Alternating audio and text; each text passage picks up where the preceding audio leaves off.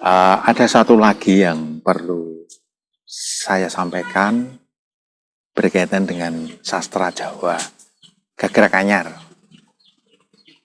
Ya sebenarnya kalau di dalam tradisi Jawa juga sudah ada, sudah lama dan hidup berkembang secara lesan, itu namanya Gugon Tuhon. Gitu. Tapi yang ingin kita atau saya sampaikan dalam kesempatan ini adalah mengenai salah satu jenis cerita Jawa yang disebut dengan Jagating Lelembut. Setiap majalah berbahasa Jawa, baik itu terbitan Yogyakarta atau Surakarta atau Surabaya, pasti ada rubrik Jagating Lelembut. Karena cerita itu cerita yang sangat menarik. Beberapa tahun yang lalu saya bersama dengan teman-teman mengadakan penelitian mengenai jenis-jenis cerita pendek Jawa yang menjadi kesukaan atau rankingnya yang menjadi kesukaan pembaca Jawa itu apa. Karya-karya yang dimuat cerita pendek, cerita Jagating Lelembut yang dimuat di media massa berbahasa Jawa. Kebetulan yang saya kaji khusus untuk majalah terbitan di Yogyakarta. Waktu itu Mekarsari dan Djoko Lodang. Ternyata dari penelitian kami di daerah istimewa Yogyakarta, 4 kabupaten 1 kota, pembaca itu paling senang dan yang lebih dahulu dibaca cerita Jagating Lelembut. Baru setelah itu cerita bersambung atau novel, kemudian cerita cekak, berita-berita, dan seterusnya. Mengapa ini menjadi menarik? Karena cerita yang dibawakan melalui tulisan itu yang dimuat di majalah itu, cerita yang seakan-akan benar-benar terjadi. Cluenya atau kuncinya itu si penulis, ya, beberapa waktu tahun-tahun sekitar tahun 90-an sampai awal 2000-an itu,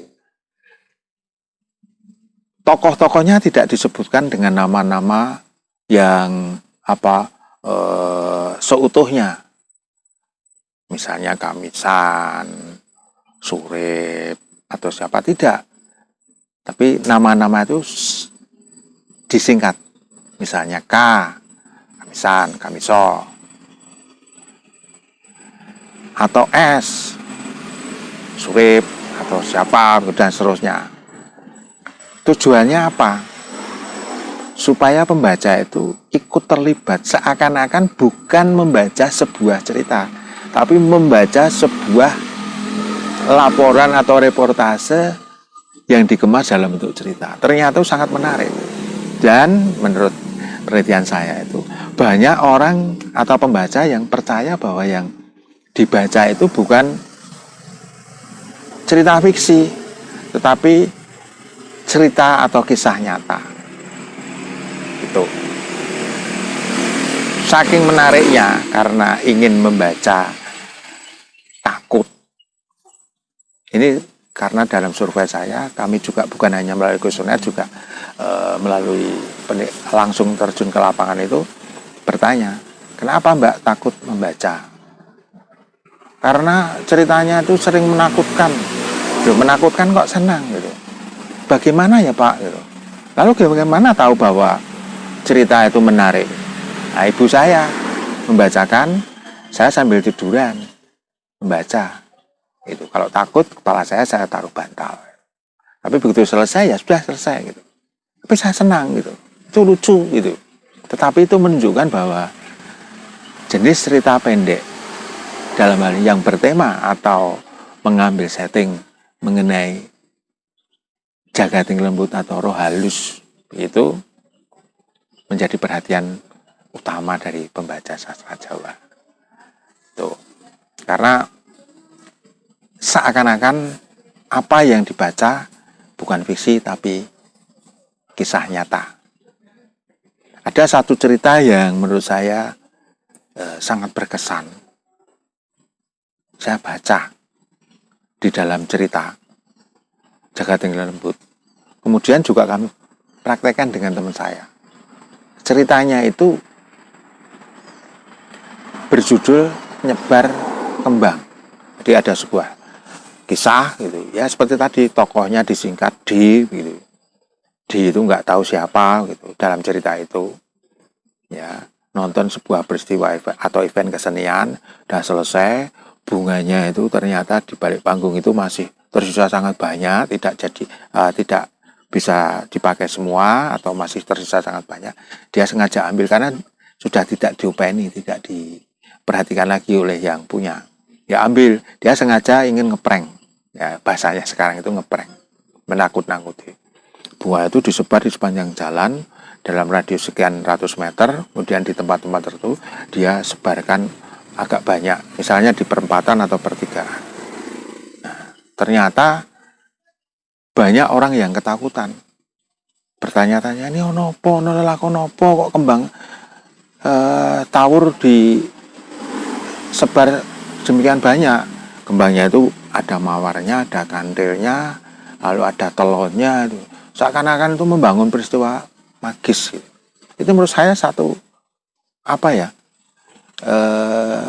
hal yang unik gitu ya, mempengaruhi fiksi ternyata mempengaruhi kisah nyata dalam kehidupan manusia. Itu uniknya sastra Jawa karena ditulis dalam bahasa Jawa. Saya dengan teman saya kebetulan mencoba gitu beberapa tahun yang lalu, mencoba piye to nek ceritane iki ayo saiki dilakoni tenan, dilakoni. Saya sengaja nyebar gitu, bukan di tempat lain, di jalan-jalan dekat desa saya. Ternyata orangnya ketakutan. Ternyata kepercayaan atau mitos terhadap hal-hal yang sifatnya mitis itu bisa terlambangkan melalui bunga-bunga itu. Padahal itu sengaja ngeprank, hanya istilahnya niroke di dalam cerita yang saya baca itu nyebar kembang tadi. Saya mencoba mewujudkan dalam kehidupan nyata, ternyata betul-betul memang ketakutan. Nah, ini menurut saya yang menjadi daya tarik dari cerita Jagatinggilan Lembut.